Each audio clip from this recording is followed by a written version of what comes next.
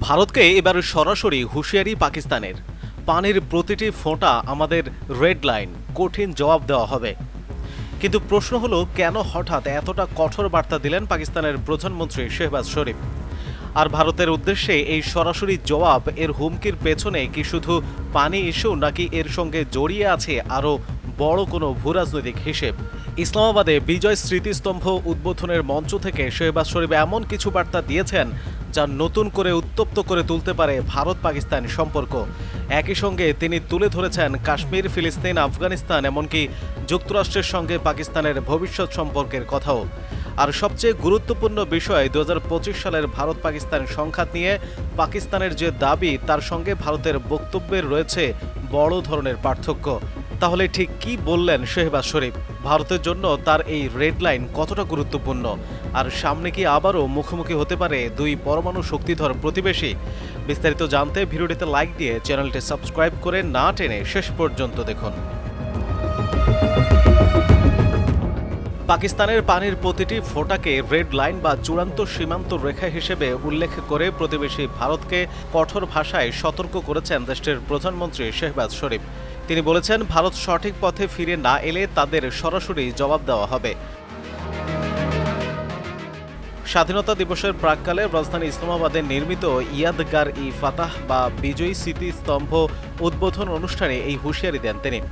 দেশপ্রেম ও জাতীয় উদ্দীপনার মধ্য দিয়ে স্মৃতিস্তম্ভটির আনুষ্ঠানিক উদ্বোধন করা হয়। পাকিস্তানের প্রেসিডেন্ট আসিফ আলী জারদারি, প্রধানমন্ত্রী শেহবাজ শরীফ এবং সামরিক বাহিনীর প্রধান CDF field marshal Syed Asif Munir যৌথভাবে এই উদ্বোধন করেন।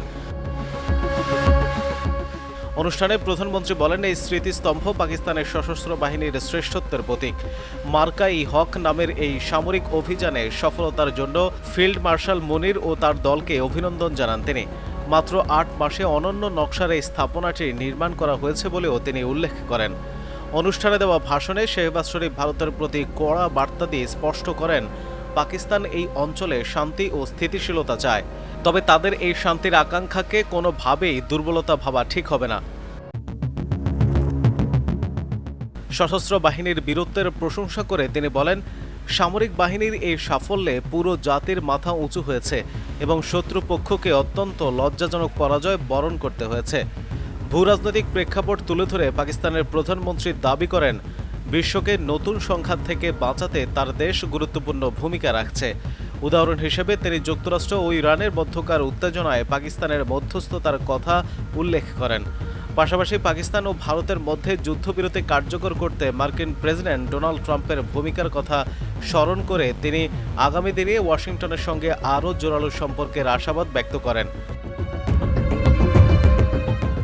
মধ্যপ্রাচ্যে শান্তির প্রতীক হিসেবে মক্কা যৌথ প্রতিরক্ষা চুক্তিতে তুরস্কের অন্তর্ভুক্তির বিষয়টিও তুলে ধরেন শেহবাজ। এছাড়া আফগানিস্তানের মাটি ব্যবহার করে যেন কোনো সন্ত্রাসী কর্মকাণ্ড পরিচালনা না হয় সে বিষয়ে কাবুল প্রশাসনকে সতর্ক করেন তিনি। কাশ্মীর ও ফিলিস্তিন ইস্যুতেও নিজেদের কঠোর অবস্থান পুনর্ব্যক্ত করেছেন শেহবাজ শরীফ।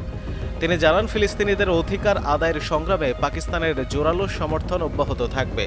কাশ্মীরিদের আত্মত্যাগও কোনোভাবেই বৃথা যাবে না বলে মন্তব্য করেন তিনি।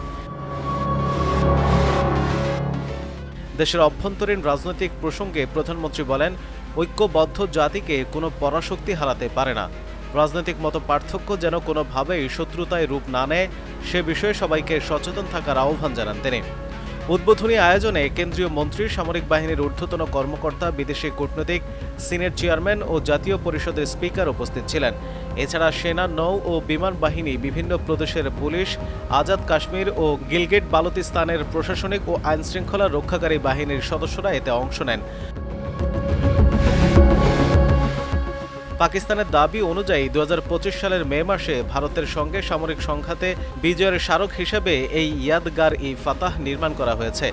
দেশটির সরকারি ভাষ্যমতে জম্মু ও কাশ্মীরে একটি হামলার জেরে ওই বছরের 6 ও 7 মে ভারতের বাহিনী ইসলামাবাদে আক্রমণ চালায়।